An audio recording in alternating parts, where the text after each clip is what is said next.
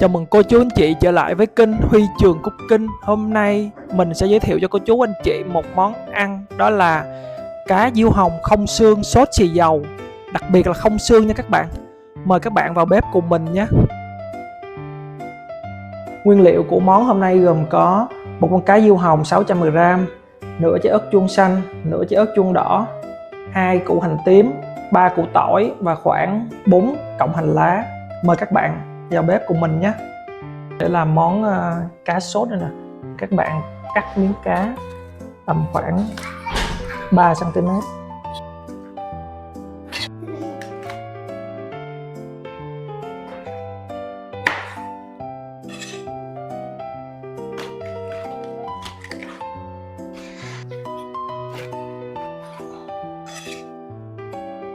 Rồi sau khi mình rửa sạch rồi á, lần đầu tiên thì các bạn cắt cá ra thành những cái khứa vừa ăn vậy nè. Tại vì khi mà các bạn lọc phi lê á, thì ở phần giữa xương của con cá nó có rất là nhiều máu, ăn rất là tanh. Thì mình sẽ dùng một miếng gừng,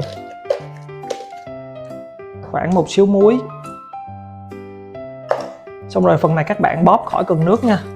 Mình bóp cái này lần thứ hai. Lần đầu tiên thì mình rửa sạch với nước rồi, còn cái này lần thứ hai mình bóp sạch. Cái này là ớt chuông á, ớt chuông thì mình cắt thành những hình vuông nhỏ, giống như quân cờ vậy đó. Các bạn cắt vậy.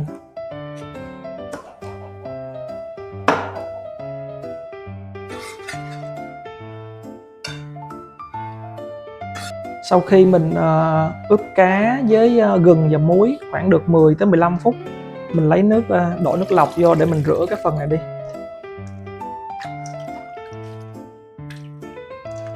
Thì con cá nó sẽ đỡ tanh nha các bạn.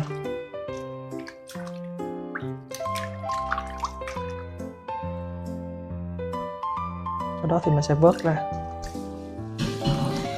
Ớt chuông xanh cũng vậy, mình cắt thành những ô cờ vuông nha.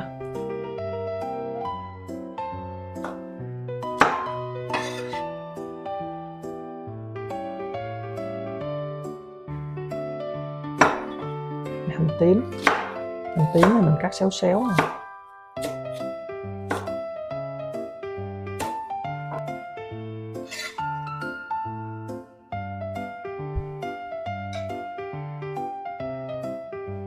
Tỏi thì mình cắt những lát mỏng á nha, mình không có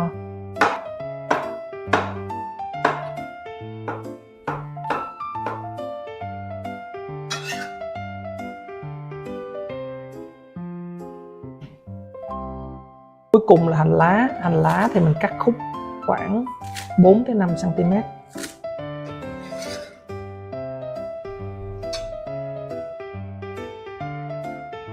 Để chiên cá mà không bị khô và cá giòn á, thì mình học được một cái mẹo. Đầu tiên các bạn đập một quả trứng gà, sau đó mình đánh tan cái trứng gà này lên nha các bạn. Tiếp là mình đổ cái phần cá lúc nãy á, mình rửa sạch rồi mình ướp.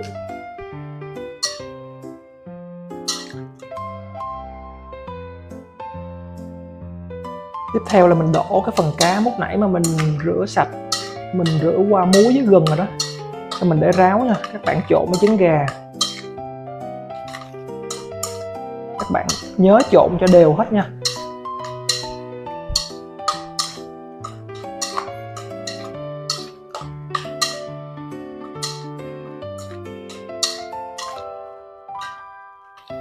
Các bạn trộn tầm khoảng 30 giây tới 1 phút cho cá nó hòa quyện với cái trứng gà.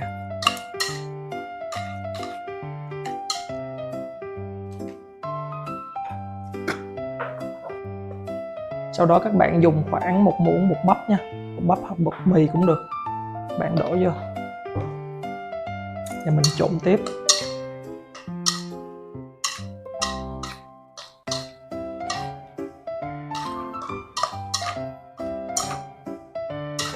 Mình trộn khi tới nào mà mình không thấy cái bột trắng nữa là được nha các bạn. Trộn cho nó đều để cái bột nó bám vào cái lớp ngoài của cá, khi sau này chút nữa mình chiên á, thì cá nó vẫn giữ được cái độ ngọt ở phía trong và nó không bị khô cái cá. và phía ngoài thì nó vẫn còn giòn đều.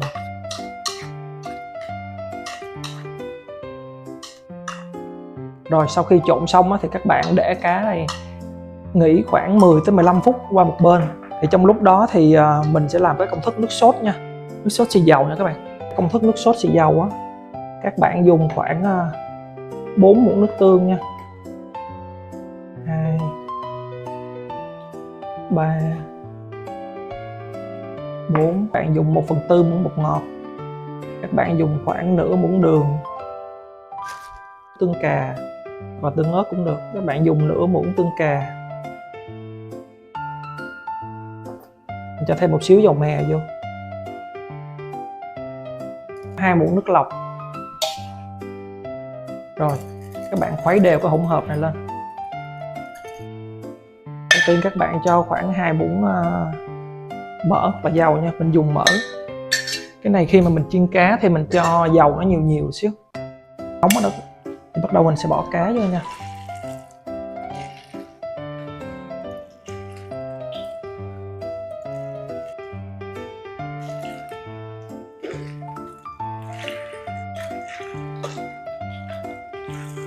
Khi nào mà nó giòn cái mặt bên đây nè, bắt đầu mình sẽ chở cá qua mặt bên kia lại cho các bạn. Với cách làm cá diêu hồng phi lê kiểu này á, thì các bạn khi mà các bạn chiên á, thì cá nó cũng không có thể bắn vô người mình đâu nha. Khi mà các bạn để nguyên một con chiên thì nó còn nước ở trong phần trong con cá, nó dễ bắn. Còn khi mà các bạn phi lê xong các bạn cắt khúc kiểu mình làm như thế này nè, thì cá các bạn chiên nó không hề bị bắn luôn nha các bạn, và rất là dễ chiên, mà em bé ăn lại rất là thích và không có bị xương nữa nha. Làm kiểu này rồi cái này thì bắt đầu mình sẽ gấp ra được rồi đó.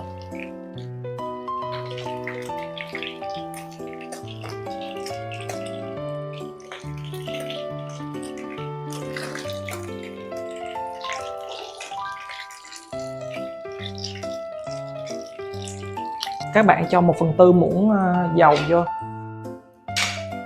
Sau đó mình sẽ cho tỏi, gừng với củ hành tím vô trước. Khi hành, tỏi với gừng bắt đầu chuyển vàng thơm rồi đó, các bạn đổ cái nước sốt xì dầu vô nha.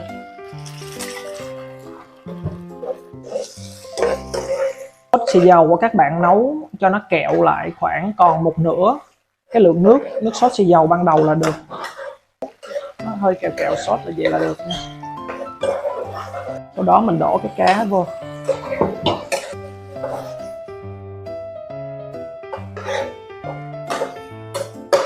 Cuối cùng đó là mình đổ ớt chuông và hành lá còn cuối cùng vô trong dĩa các bạn. Các bạn đảo nhanh. Mình đảo nhanh trong vòng 30 giây là mình tắt bếp.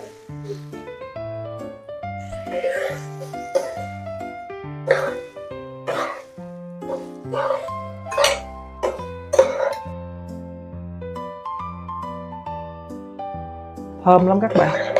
Ớt chuông nó có cái mùi thơm nhẹ nhẹ của ớt chuông nè, xì dầu cộng với cái mùi cá chiên.